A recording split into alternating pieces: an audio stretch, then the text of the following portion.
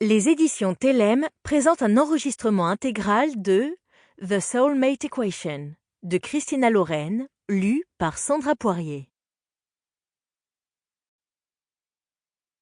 Pour Holyrood, notre compatibilité diamant. Chapitre 1.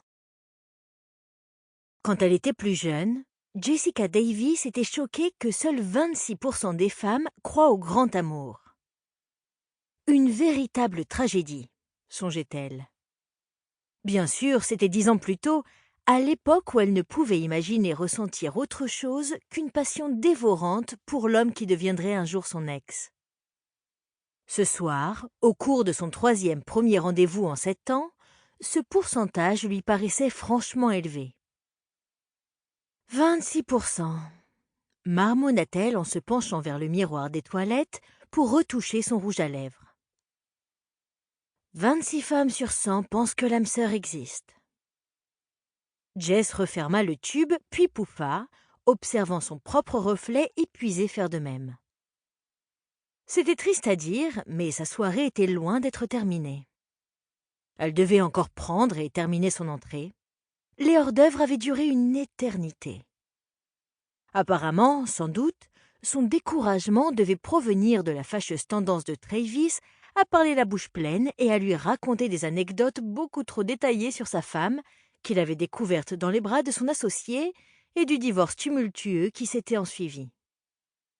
Mais pour un premier rendez-vous, raisonna Jess, cela aurait pu être pire.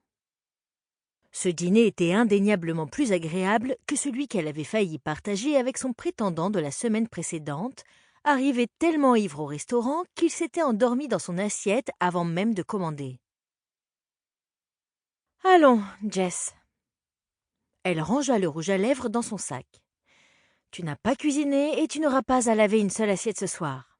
Rien que la vaisselle sale vaut bien encore une anecdote amère au sujet de son ex-femme. » Le déclic de l'ouverture d'une cabine la fit sursauter. Une blonde élancée en sortit. Elle lui adressa un coup d'œil compatissant. « Seigneur, je sais, » grogna Jess. « Je me parle toute seule aux toilettes, sans dire long sur ma soirée. » Pas un rire, pas même un sourire de politesse, encore moins un signe de camaraderie.